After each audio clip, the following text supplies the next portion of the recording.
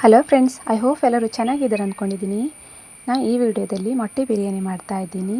ಒಂದು ವೇಳೆ ಎಲ್ಲಾದರೂ ನಿಮಗೆ ಈ ವಿಡಿಯೋ ಇಷ್ಟ ಆಗಿದ್ದರೆ ಲೈಕ್ ಕೊಟ್ಟು ಶೇರ್ ಮಾಡಿ ಫ್ರೆಂಡ್ಸ್. ನಾನು ಈ ಮೊಟ್ಟೆ ಬಿರಿಯಾನಿಗೆ ಏನೇನು ಮಸಾಲೆ ಬೇಕಂತ ನಾನಿಲ್ಲಿ ನೆಕ್ಸ್ಟ್ ವಿಡಿಯೋದಲ್ಲಿ ತಿಳಿಸ್ತೀನಿ. ನೆಕ್ಸ್ಟ್ ವಿಡಿಯೋದಲ್ಲಿ ಶೇರ್ ಮಾಡಿದ್ದೀನಿ ಕೂಡ. ಯಾಕಂತಂದರೆ ಈ ವಿಡಿಯೋದಲ್ಲಿ ಲಾಂಗ್ ಆಗುತ್ತೆ ಅಂತ ನಾನಿಲ್ಲಿ ಮಾಡಿರುವಂಥದ್ದು ಬಿರಿಯಾನಿ ಮಾಡಿರುವಂಥದ್ದು ಮಾತ್ರ ನಾನಿಲ್ಲಿ ಹೇಳ್ತಾ ಇದ್ದೀನಿ. ನೀವು ಬೇಕಾದರೆ ಒಂದು ಸಲ ಟ್ರೈ ಮಾಡಿ ನೋಡಿ. ನಿಮಗೆಲ್ಲಾದರೂ ಈ ಬಿರಿಯಾನಿ ಇಷ್ಟ ಆಗಿದ್ದರೆ ಒಂದು ಲೈಕ್ ಕೊಟ್ಟು ಶೇರ್ ಮಾಡಿ ಫ್ರೆಂಡ್ಸ್. ನೋಡಿ, ಬಿರಿಯಾನಿ ಅಂತಂದರೆ ಚಿಕನ್ ಬಿರಿಯಾನಿ, ಮಟನ್ ಬಿರಿಯಾನಿ ಎಲ್ಲ ಮಾಡ್ತಾರಲ್ಲ, ಹಾಗೆ ಮೊಟ್ಟೆ ಬಿರಿಯಾನಿಯೂ ನಾನು ಇಲ್ಲೊಂದು 5 ಮೊಟ್ಟೆ ತಗೊಂಡಿದ್ದೀನಿ. 5 ಮೊಟ್ಟೆ ತಗೊಂಡು ಇಲ್ಲಿ ನಾನು ಬೇಯಿಸಿ ಸೈಡ್ ಇಟ್ಕೊಂಡಿದ್ದೀನಿ.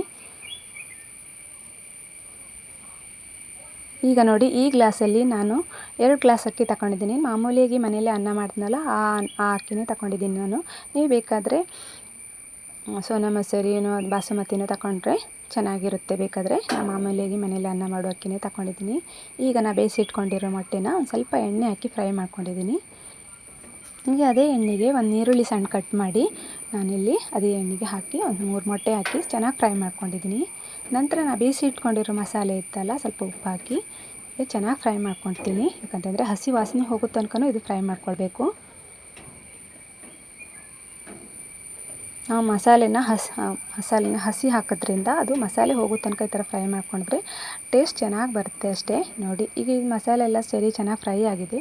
ಈಗ ನಾನು ಬೇಯಿಸಿಟ್ಕೊಂಡು ಸೈಡ್ ತೆಗೆದಿಟ್ಕೊಂಡಿರೋಂಥ ಮೊಟ್ಟೆನ ಈಗ ಹಾಕಿ ಸಣ್ಣ ಕುದಿಸಿಟ್ಕೊಂಡಿದ್ದೀನಿ. ಈಗ ಒಂದು ಕುಕ್ಕರಲ್ಲಿ ಸ್ವಲ್ಪ ಎಣ್ಣೆ ಹಾಕಿ ನೀವು ಬೇಕಾದರೆ ತುಪ್ಪನೂ ಹಾಕ್ಕೊಳ್ಬೋದು. ಒಂದು 4 ಲವಂಗ, ಒಂದು ಸ್ವಲ್ಪ ಚಕ್ಕೆ, 1-2 ಏಲಕ್ಕಿ ಹಾಕಿ ಒಂದು 2-3 ನೀರುಳ್ಳಿ ತಗೊಂಡಿದ್ದೀನಿ. ಈ ಥರ ಉದ್ದುದ್ದ ಕಟ್ ಮಾಡಿ ಸ್ವಲ್ಪ ಪಲಾವ್ ಎಲೆನೂ ಹಾಕಿದ್ದೀನಿ. ಸ್ವಲ್ಪ ಚೆನ್ನಾಗಿ ಫ್ರೈ ಆಗಬೇಕು, ಇದು ಕಂದು ಬಣ್ಣ ಬರೋ ತನಕ. ನಂತರ ನಾನೀಗ ತೊಳೆದಿಟ್ಕೊಂಡಿರೋಂಥ ಅಕ್ಕಿನ ಹಾಕ್ಕೊಳ್ತಾ ಇದ್ದೀನಿ. ನೋಡಿ, ಸ್ವಲ್ಪ ಇದನ್ನು ಫ್ರೈ ಮಾಡಿಕೊಂಡು ನಾನೀಗ 1 ಗ್ಲಾಸ್ ಅಕ್ಕಿಗೆ 2 ಗ್ಲಾಸ್ ನೀರು ಅಂದರೆ 4 ಗ್ಲಾಸ್ ನೀರನ್ನು ಹಾಕ್ಕೊಂಡಿದ್ದೀನಿ.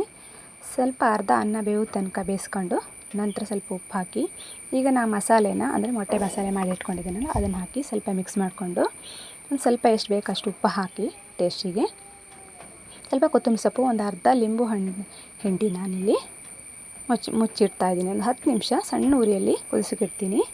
ನೋಡಿ, ಈಗ ಬಿರಿಯಾನಿ ರೆಡಿಯಾಗಿದೆ.